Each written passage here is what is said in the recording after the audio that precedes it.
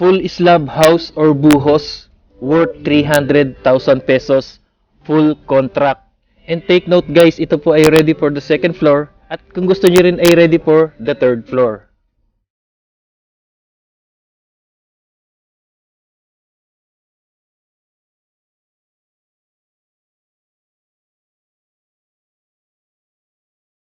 Hey guys, shoutout po sa mga naghahanap ng mga contractor dyan na mga legit at talagang mapapagkatiwalaan and also budget meal. So guys, ito po ay kakaiba ang pagkagawa nito. Puro buhos po siya, simula po umpisa hanggang taas, hanggang bubong, naka-slab, lahat buhos po. Ayan at nakikita nyo at sineset up na nga po yung forma. Guys, 300,000 pesos, full contract, puro buhos ito, naka-slab, ready for second floor, and ready for the third floor. At yan nga po ay depende sa inyo kung ano ang gusto nyo. So guys, ayon nga sa binigay na details ng contractor na ito, ay pwede nyo po siyang kontakin at anywhere pwede po siya, basta't depende po sa inyong mapapag-usapan. So guys, ito na nga ang inyong hinahanap. Kaya, hey guys, it's me again, Ref Egay Mix TV. Just subscribe and click the bell for more videos update. And just call me Mr. Guys.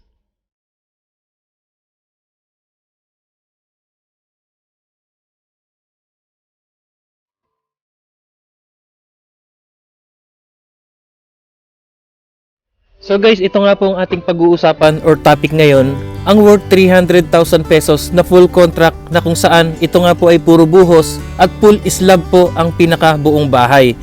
So, ayon nga kay sir, is ito ay garantisadong matibay dahil ang ginamit nga po ditong bakal ay 10mm lahat-lahat, wala pong halo at yan po ay standard size.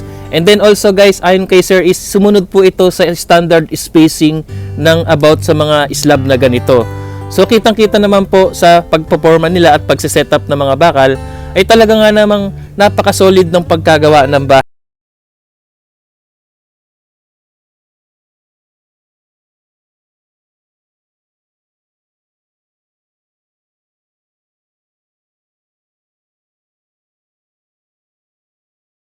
So guys, ayon kay Sir, bali ang sukat po ng bahay na ito ay 6 meters by 7 meters. And then by the feet naman po, ito po ay pumapatak na 10 feet by 23 feet. So meron po itong kitchen and dining area, living room, CR, at terrace. Yan ay depende rin po sa inyo kung gusto mong magpalagay ng terrace. At yan nga ay naka-space din po dyan sa kanilang harapan. At anytime pwede nga po tayo magdungtong ng kung ano ang gusto natin ipadugtong dito. So guys, ayon nga po kay sir, ito ay garantisadong matibay dahil nga dumaan ito at sumunod sa spacing ng mga bakal at yan kitang-kita nyo sa standard ng mga sukat. So guys, ito ay garantisadong matibay sa bagyo ayon kay sir at lalong-lalo na sa mga lindol na ating pinangangambahan. At yun nga, pagka nga tayo nakakapanood ng binalag ko ng mga walang poste, eh lagi nga po tayo nagsasabi na ito ay walang poste, konting yanig, eh maguguho ito. So guys, ito na nga ang hinahanap nyo. Puro poste, puro buhos, ayan. At makikita nga natin, and also guys, ang budget po nito ay 300,000 pesos lamang, full contract na po iyon. At ayon nga kay sir, ito ay talagang ginagawa niya at marami na nga po siyang nagawa dito, lalo na sa lugar na General Santos City.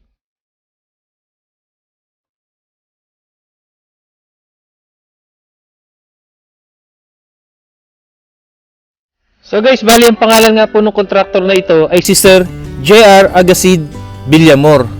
At siya nga po ay matatagpuan or ang kanyang location ay sa Sitio Tebag, Barangay Diaz, Uminga, Pangasinan. So yan po ang location ni Sir. And then yun nga guys, mamaya mag-comment lang po kayo dito at kung ano ang gusto nyo i-comment at gusto nyo makausap ay magre-reply po sa inyo si Sir JR. And then ipipin ko po sa comment ang kanyang contact number. Dahil willing nga po siyang makipagtransaksyon sa inyo. At yun nga siya ang contractor na gusto niya makapaggawa guys ng budget bill at hindi po nananaga. At yun nga ayon kay sir. At ito ay alam naman niya ang lahat ng tao ay hindi ganun karaming pera. At yun nga itinatama lang niya yung kita niya. At yung tama lang din na gagastusin nung para sa bahay na ito. So, napakaganda po nung setup ng bahay na ito. At yun nga, at napakaganda nga rin po nung offer ni Sir JR. So yan nga guys, naghahanap po tayo ng mga contractor. Ito yung mga nag-PPM sa akin at yung mga nagko-comment. Ito na po, pagkakataon nyo na. Just comment lang po at sasagutin kayo ni Sir JR. And then pwede nyo po tang tawagan. So yan guys, nakikita natin nakatayo na po yung pinakabahay niya, and then ayan nga, tinanggal na yung forma, at ayan at nakikita natin at talagang solid na solid ang pagkagawa.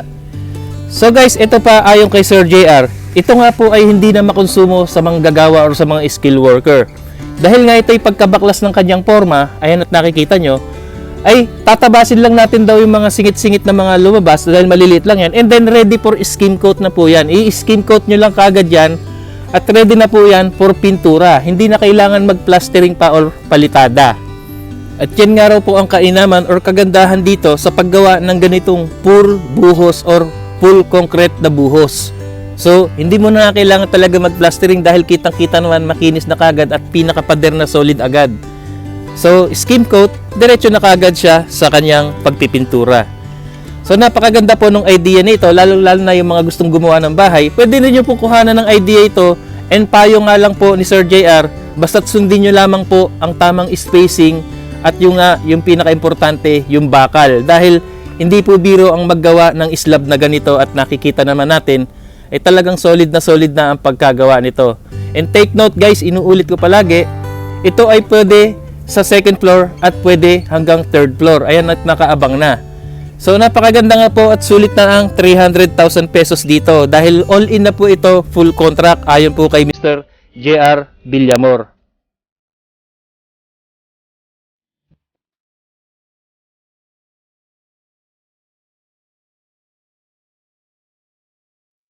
So guys, ayan nga po at nakikita nyo na yung kabuuan ng project na ito.